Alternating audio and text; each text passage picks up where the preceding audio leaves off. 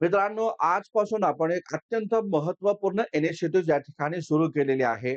ज्यामध्ये मी तुम्हाला इतिहास GS1 आणि इतिहास ऑप्शनल पेपरमधले एम-पी-एस-सीनं यापूर्वी विचारलेले जे काही प्रश्न आहे, एम-पी-एस-सी आणि यू-पी-एस-सीनं विचारलेले जे काही प्रिव्हियस इयर क्वेशन आहे, त्या प्रश्नांच्या माध्यमातून तुमची या ठिकाणी रायटिंग प्रॅक्टिस या ठिकाणी घेणार आहे. तर लक्षात घ्या, हे रायटिंग प्रॅक्टिसचं सेशन हे दररोज या ठिकाणी आपलं असणार आहे.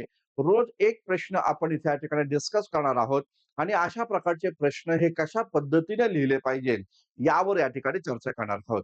तर सर्वात पहिलं तर लक्षात घ्या, आपण पहिल्यांदा एम-पी-एस-सीचे प्रश्न इथे या ठिकाणी पाहणार आहोत.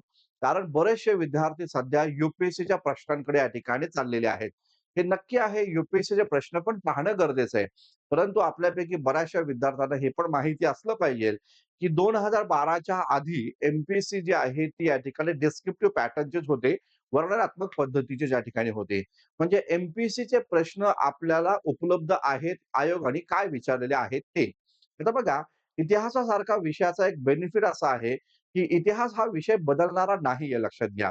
याच्यामध्ये कोणत्या नव्या चालू घडामोडींचा शिरकाव नसतो आणि तो अभ्यासाची पण गरज नसते. एक स्टॅटिक सिलेबस जर आपण कंप्लीट केला, की तुम्हाला त्या प्रश्नांची उत्तरं सहजरित्या त्या ठिकाणी लिहिता येऊ शकतात, हे लक्षात घ्या. आणि त्यामुळेच लक्षात घ्या, इतिहास हा विषय समजून घेत असताना आणि या विषयाची या ठिकाणी प्रॅक्टिस करत असताना, रायटिंग प्रॅक्टिस करत असताना आधी आपण एम-पी-एस-सीचे प्रिव्हियस इयर क्वेशन या ठिकाणी घेणार आहोत YouTube सेशनद्वारे आणि त्यानंतर मग यू-पी-एस-सीचे प्रश्न, एम-पी-एस-सीचे संपले, की मग यू-पी-एस-सीचे प्रश्न आपण इथे या ठिकाणी डिस्कस करणार आहोत. तर आपण सर्वजण राज्यसेवेची तयारी करत आहात. 2025ला पहिल्यांदाच तुम्ही या ठिकाणी डिस्क्रिप्टिव्ह पॅटर्नला सामोरं जाणार आहात. त्यानुसार तुम्ही पेपर लिहिणार आहात. तर तुमच्याकडे काहीतरी साठा असला पाहिजे. एम-पी-एस-सीच्या प्रश्नांची ओळख या ठिकाणी तुमची झाली पाहिजे. या उद्देशानं हे सगळं सत्र आपण इथे या ठिकाणी चालवत आहोत. जे कोण विद्यार्थी पुण्यामध्ये असतील, त्या विद्यार्थ्यांनी हे प्रश्न हे या ठिकाणी लिहिल्यानंतर मला या ठिकाणी परिवर्तन कॉम्पिटिटिव्ह फोरम इथे या ठिकाणी आणून द्या. जेणेकरून ते प्रश्न मी तुम्हाला इथे या ठिकाणी चेक करून पण या ठिकाणी देईल. आपलं ऑफलाईन सेंटर जे आहे परिवर्तन अकॅडमी, अभिजित राठोड सरांची जे टिळक रोडला आहे पुण्यामध्ये, तिथं तुम्ही मला प्रश्न या ठिकाणी आणून दिले, तर मी तुमचे लगेच ते प्रश्न या ठिकाणी चेक करून या ठिकाणी देईल. आणि जे कोण विद्यार्थी आपल्या बॅच जॉइन केलेले आहे, तर त्या विद्यार्थ्यांनी ऑनलाईन सिस्टम मधनं त्यांचे प्रश्न जे आहेत हे चेक करून दिले जाईल. एक सूचना आहे हे सत्र सुरू करण्याच्या आधी, तर लक्षात घ्या, इतिहास GS1 ची एक अत्यंत महत्त्वपूर्ण या ठिकाणी बॅच आपली या ठिकाणी सुरू होत आहे 4 डिसेंबर पासून. लक्षात घ्या, 4 डिसेंबरला दुपारी 2:15 वाजता 2 दिवसीय मोफत कार्यशाळेचं आयोजन आपण इथे या ठिकाणी केलेलं आहे. ही कार्यशाळा ही परिवर्तन कॉम्पिटिटिव्ह फोरम, टिळक रोड इथे या ठिकाणी असणार आहे, हे लक्षात घ्या. तर एक ऑफलाईन बॅच आपली 2025 आणि 2026च्या विद्यार्थ्यांसाठी GS1 ची या ठिकाणी ऑफलाईन बॅच आपली या ठिकाणी सुरू होत आहे 4 डिसेंबर पासून दुपारी 2:15 वाजता याचं पहिलं सत्र आहे. सेमिनार होईल आणि त्यानंतर लगेचच सेकंड डेला आपण इथे या ठिकाणी आपल्या अभ्यासक्रमाला सुरुवात करणार आहोत. ज्या विद्यार्थ्यांना पुण्यामध्ये येणं शक्य नाही, अशा विद्यार्थ्यांसाठी हिस्ट्री बाय संतोष चव्हाण या आपल्या ॲप्लिकेशनवर या पद्धतीने GS1 इतिहासाची या ठिकाणी ऑनलाईन बॅच जी आहे ती ऑलरेडी या ठिकाणी आपली सेटअप आहे. तर ज्या कोण विद्यार्थ्यांना त्या ठिकाणी इतिहास GS1 ऑनलाईनमध्ये या ठिकाणी हवा आहे, ते आपल्या हिस्ट्री बाय संतोष चव्हाण या ॲप्लिकेशनवर ती ही बॅच या ठिकाणी जॉइन करू शकता. ठीक आहे. आता बघा मित्रांनो, आपण सुरू करूया आजचं सेशन, ज्यामध्ये मी तुम्हाला हा एक प्रश्न या ठिकाणी देत आहे बघा. तर हा प्रश्न एम-पी-एस-सी 2006च्या पेपरमध्ये विचारलेला होता. तर एम-पी-एस-सी 2006च्या मुख्य परीक्षेमध्ये हा प्रश्न विचारला, जो प्रश्न भारतीय क्रांतिकारी चळवळीशी संबंधित या ठिकाणी आहे. हा प्रश्न नीट पाहूया, वाचूया आणि त्यानंतर या प्रश्नाचं उत्तर काय आहे, कशा पद्धतीने लिहिलं पाहिजे, यावर या ठिकाणी चर्चा करूया. आता लक्षात घ्या, इथं म्हणलेलं की भारतीय क्रांतिकारी चळवळीचा भारतीय स्वातंत्र्य चळवळीवरील परिणाम चर्चा करा, अशा पद्धतीचा हा प्रश्न आहे. म्हणजे हे तर समजलं तुम्हाला, भारतीय क्रांतिकारी चळवळीवर प्रश्न विचारला आणि त्याचबरोबर त्या चळवळीचा म्हणजे क्रांतिकारी चळवळीचा स्वातंत्र्य चळवळीवर काय नेमका परिणाम झाला त्याची चर्चा करा, अशा पद्धतीचा मुद्दा या ठिकाणी आहे. परिणामाची चर्चा करा असं म्हटलेलं आहे. बघा, जेव्हा अशा प्रकारचे प्रश्न विचारले जातात, तेव्हा हे प्रश्न आवर्जूनरित्या तुम्ही या ठिकाणी पॉइंट फॉर्म मध्ये लिहिणं गरजेचं आहे, हे लक्षात घ्या. कारण पॉइंट फॉर्म मध्ये जर तुम्ही या ठिकाणी या प्रकारच्या प्रश्नांचं डिस्कशन केलं, तर ते जास्त उपयुक्त राहील आणि मार्क देखील मोठ्या प्रमाणात मिळतील. तर परीक्षेत पाडण्यापेक्षा अशा प्रश्नांमध्ये तुम्हाला पॉइंट देणं गरजेचं आहे. 8 ते 10 पॉइंट दिलं, की तुमचे काम या ठिकाणी होऊन जाईल, हे लक्षात घ्या. म्हणजे कारणं जर विचारली असेल, परिणाम जर विचारलं या ठिकाणी असेल, महत्त्व जर विचारलं असेल, त्याचबरोबर या ठिकाणी वैशिष्ट्य जर विचारले असेल, तर अशा प्रकारचे प्रश्न हे पॉइंट फॉर्ममध्ये या ठिकाणी देणं गरजेचं असतं, हे लक्षात घ्या. तर ठीक आहे, आपण या प्रकारच्या प्रश्नांची या ठिकाणी पहिली तर प्रस्तावना इथे या ठिकाणी देऊया. आता बघा प्रस्तावना काय नेमकी आहे, ती आपण डिस्कस करूया. तर मुद्दा नीट समजून घ्या. बरेचसे लोक जे आहे काय करतात, तर प्रस्तावना पाठ करत बसतात. तसलं काही करायचं नाही, लक्षात घ्या. अभ्यास करा, कंटेंट मिळवा तुम्ही. कंटेंटवर कमांड या ठिकाणी घ्या. प्रस्तावना त्या प्रश्नाला जसं म्हणजे अपेक्षित आहे, जसा प्रश्न विचारला, तशा प्रकारची प्रस्तावना तयार करायची आणि ती प्रस्तावना खूप लेंदी नसली पाहिजे, लक्षात घ्या. शॉर्ट प्रस्तावना असली पाहिजे. 3 ते 4 ओळीमध्ये प्रस्तावना समाप्त झाली पाहिजे आणि दुसरा महत्त्वाचा मुद्दा, प्रश्नाचा अर्क हा प्रस्तावनेमध्ये या ठिकाणी उतरला पाहिजे, हे लक्षात घ्या. म्हणजे प्रस्तावना कशी असली पाहिजे, तर प्रश्न काय विचारला? क्रांतिकारी चळवळीवर विचारला आणि क्रांतिकारी चळवळीचा भारतीय स्वातंत्र्य लढ्यात काय नेमका परिणाम झाला, यावर आहे. म्हणजे इथं 2 महत्त्वाचे पैलू आहे. एक क्रांतिकारी चळवळ आणि दुसरं भारतीय स्वातंत्र्य लढा. तर यांचा अर्क तुमचा इथे या ठिकाणी पेपरमध्ये या प्रस्तावनेमध्ये आलं पाहिजे. आता कसं इथं लिहिलं पाहिजे बघा. त्यामध्ये असं सरळ-सरळ तुम्ही म्हणू शकता, की भारतीय स्वातंत्र्य चळवळीतील एक अत्यंत महत्त्वपूर्ण अ, महत्त्वपूर्ण पैलू म्हणजे भारतीय क्रांतिकारी चळवळ. या भारतीय क्रांतिकारी चळवळीनं भारतीय राष्ट्रवादाला पूरक भूमिका या ठिकाणी घेतली किंवा स्वातंत्र्य लढ्याला पूरक भूमिका घेतली आणि भारतीय स्वातंत्र्य लढा आणि क्रांतिकारी चळवळ यांच्या त्यागामुळं किंवा यांच्या कार्यामुळेच भारताला स्वातंत्र्य उपलब्ध होऊ शकलं. ठीक आहे. असं एक साधक-बाधक ज्याला आपण बोलबच्चन म्हणतो आपल्या भाषेत, ते तुम्हाला इथे या ठिकाणी प्रस्तावनेमध्ये इथे या ठिकाणी टाकायचे आहेत. म्हणजे सरळ-सरळ जी आपली लँग्वेज रेग्युलर आहे त्या पद्धतीने बोलतो. तर तुम्हाला या पद्धतीच्या ठिकाणी म्हणजे परंतु ते जे प्रस्तावना लिहितात, ते विषयाला धरून असले पाहिजे हे लक्षात घ्या. उगाच आता क्रांतिकारी चळवळ विचारलं, उगाचच महात्मा गांधींना त्याच्यामध्ये घुसवत बसायचं नाही. ठीक आहे ना? तर या पद्धतीचा हा मुद्दा या ठिकाणी लक्षात घ्या. प्रस्तावना अशी सोप्या पद्धतीने करा. तर याच्यामध्ये तुम्हाला प्रस्तावना लिहिल्यानंतर मग इथं म्हणू शकता तुम्ही या ठिकाणी प्रस्तावनेमध्ये अजून एखादं वाक्य जर ॲड करायचं असेल तर ते करू शकता. त्या ठिकाणी या क्रांतिकारी चळवळीचा भारतीय स्वातंत्र्य लढ्यावर जो परिणाम दिला तो खालीलप्रमाणे अशा पद्धतीने या ठिकाणी तुम्ही लिहू शकता. मग या परिणामामध्ये सर्वात पहिला परिणाम काय नेमका आहे? आता बघा जनरली काय होतं बरं का, तुम्हाला वाटेल त्या पद्धतीचे तुम्ही या ठिकाणी परिणाम लिहिता म्हणजे कसल्या प्रकारची क्रोनॉलॉजी या ठिकाणी ठेवत नाही. क्रोनॉलॉजी पण इम्पोर्टंट आहे म्हणजे असं मी म्हणणार नाही, की एकदम व्यवस्थित सगळं झालं पाहिजे. तर नाही.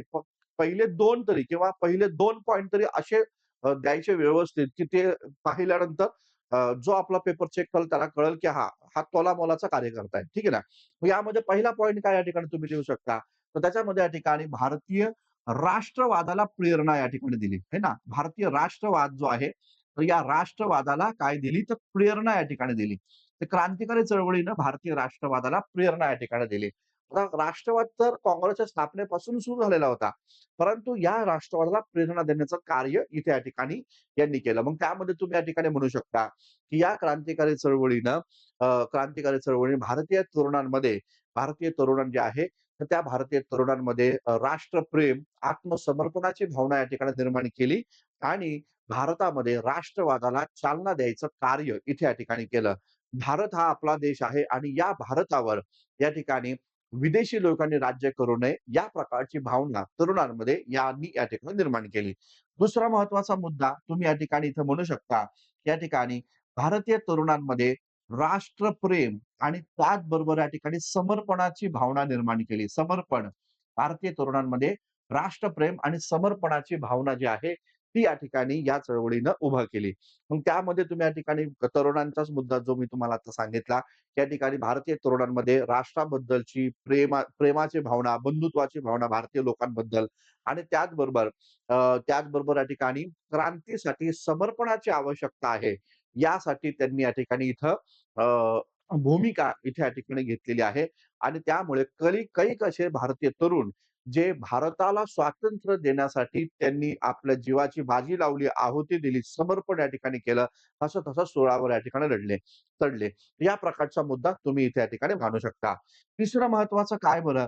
तर तिसरं आता बाकीचे 2 महत्वाचे पंच मारले, की मग तिसरं तुम्हाला जसं आठवल तसं या ठिकाणी द्या.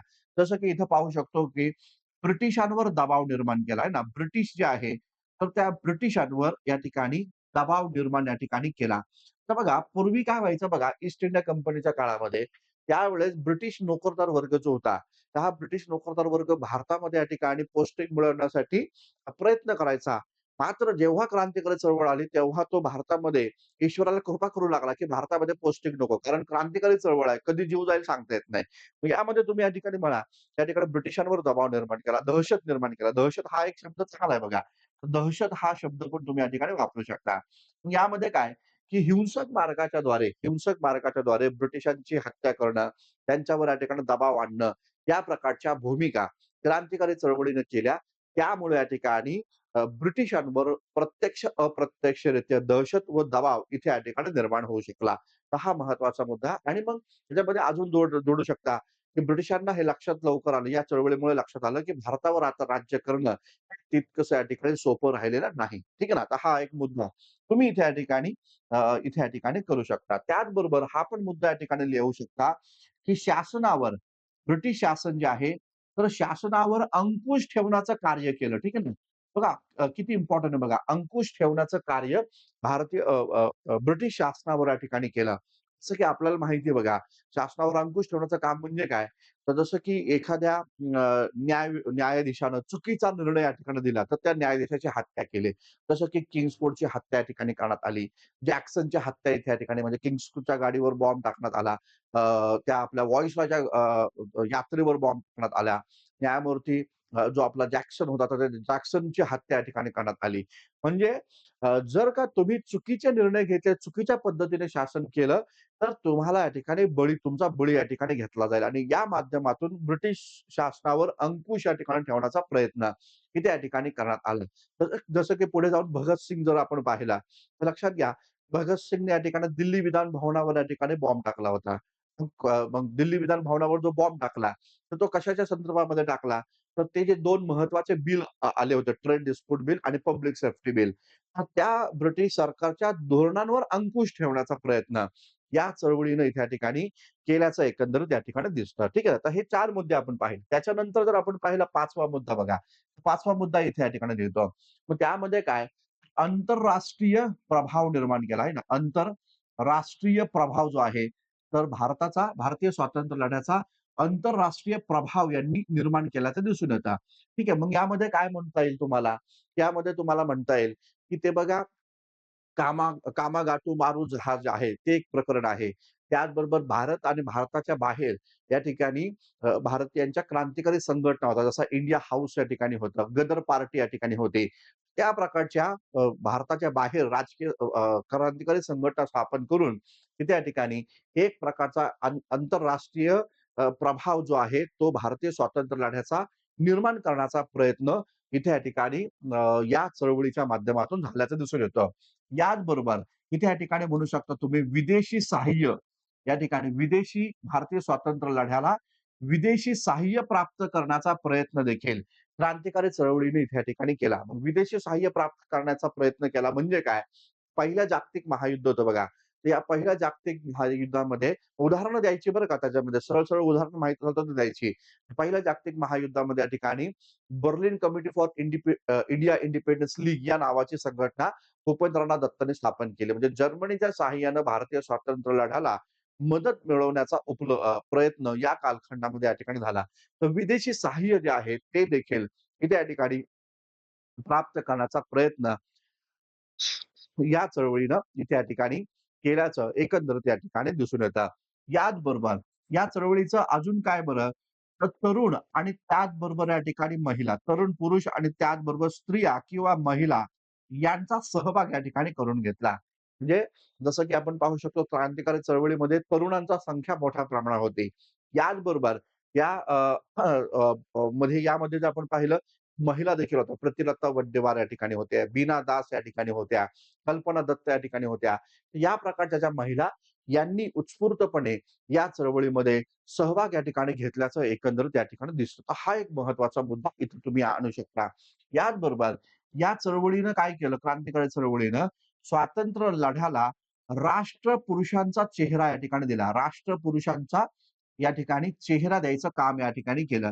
राष्ट्रपुरुषांचा चेहरा द्यायचं कार्य इथे या ठिकाणी या चळवळीने या ठिकाणी केलं. मग राष्ट्रपुरुषाच्या चेहऱ्यामध्ये काय तुम्ही छत्रपती शिवाजी महाराजांचा चेहरा, छत्रपती शिवाजी महाराज आहे, महाराणा प्रताप या ठिकाणी आहे, सिराजउद्दौला या ठिकाणी आहे, झाशी राणी लक्ष्मीबाई आहे, नानासाहेब पेशवा आहे. तर हे जे राष्ट्रपुरुष होते, त्या राष्ट्रपुरुषांचा चेहरा, त्यांचा एक आदर्श भारतीय समाजापुढे या ठिकाणी ठेवला आणि या लोकांनी ज्या पद्धतीनं विदेशी च्या पुढे कधीच ते लोक झुकले नाही आणि त्यांनी या विदेशी शक्तीपुढे निकराचा लढा दिला.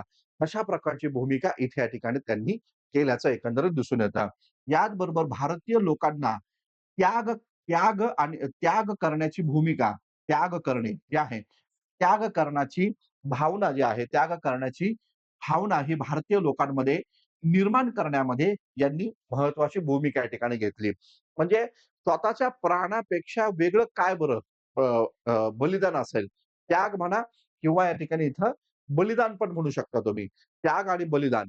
तर हे देण्याचे राष्ट्रासाठी त्याग आणि बलिदान देण्याची भावना या लोकांनी या क्रांतिकारी चळवळीनं इथे या ठिकाणी दिल्याचं एकंदरीत ठिकाणी पाहायला भेटतं. ठीक आहे ना? तर हा एक महत्त्वाचा मुद्दा इथे या ठिकाणी लक्षात घ्या. आणि शेवटी जर भगतसिंगकडे आपण पाहिलं, तर इथे या ठिकाणी धोरणात्मक बदल, ठीक आहे ना? हा पण एक महत्त्वाचा मुद्दा आहे बरं का. धोरणात्मक बदलाची भूमिका या क्रांतिकारी चळवळीने इथे घेतली. हे 10 महत्त्वाचे मुद्दे आहेत. तुम्ही किती पण मुद्दे लिहू शकता. फक्त वेळेचं बंधन या ठिकाणी पाळायचं. ठीक आहे. साधारणतः 7 ते 10 मुद्दे तुम्हाला लिहिता आले पाहिजे लक्षात घ्या. 7 ते 10 मुद्द्यामध्ये तुम्हाला इथं लिहिता आले पाहिजे.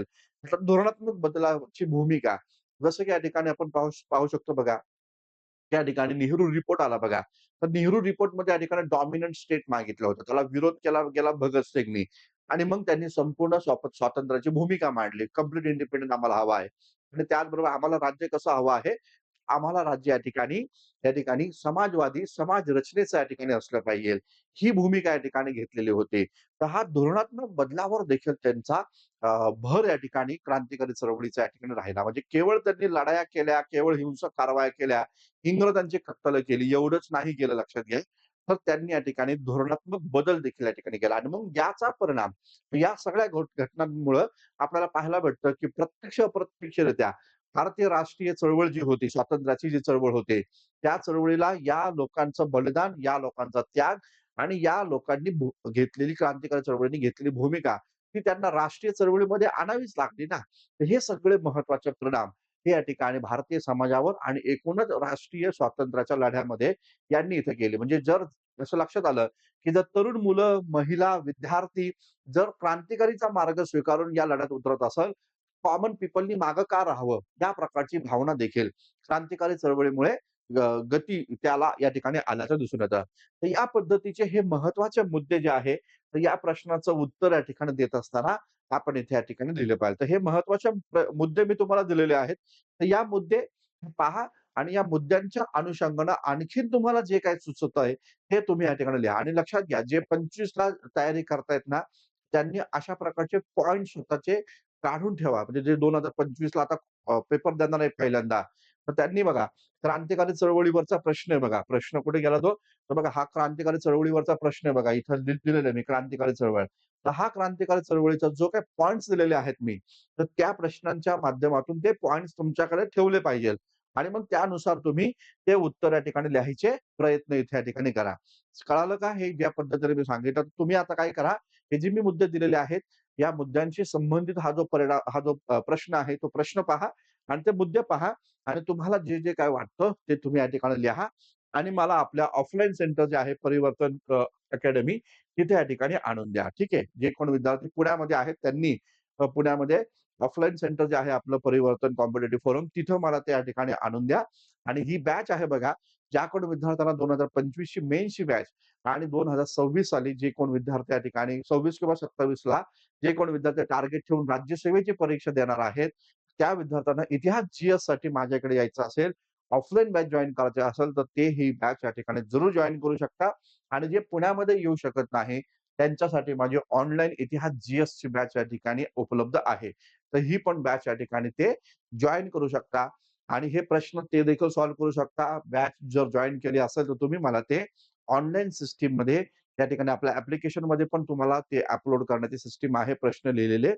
तर किंवा मला WhatsApp देखील या ठिकाणी करू शकता. जे कोण विद्यार्थी या प्रकारची ही आपली ऑनलाईन बॅच घेतील. ऑफलाईनसाठी तर मी सदैव उपलब्ध आहे. कधी पण या. तुम्ही या ठिकाणी इथं तुमचे प्रश्न जे लिहून दिलेले आहेत, ते तुम्ही त्या ठिकाणी माझ्याकडनं चेक करून घ्या. तर ठीक आहे मित्रांनो, अशा पद्धतीचा आजचा हा पहिला प्रश्न आपण घेतला. तर रोज आपण अशा प्रकारचे विविध प्रकारचे प्रश्न जे आहे, ते या ठिकाणी सॉल्व्ह करू. आधुनिक भारताच्या इतिहासाचे, प्राचीन भारत, मध्ययुगीन भारत, जगाचा इतिहास, तर या सर्व घटकांचे प्रश्न रोज आता आपण इथे या ठिकाणी घेऊ आणि ते या ठिकाणी सॉल्व्ह करून घेऊ. ठीक आहे, तर मित्रांनो थांबूया आपण आता आणि मग उद्याच्या सत्रामध्ये असाच एक नवा प्रश्न घेऊन मी तुमच्या समोर या ठिकाणी येणार आहे. तर रायटिंग प्रॅक्टिस मोस्ट इम्पोर्टंट आहे या सगळ्या पॅटर्नमध्ये. कंटेंट प्राप्त करा, कंटेंट मिळवा, सब्जेक्टवर कमांड मिळवा आणि मग लिखाण देखील या ठिकाणी करा. थांबूया मित्रांनो, आपण भेटूया उद्याच्या सत्रात. धन्यवाद. Thank you. Very much.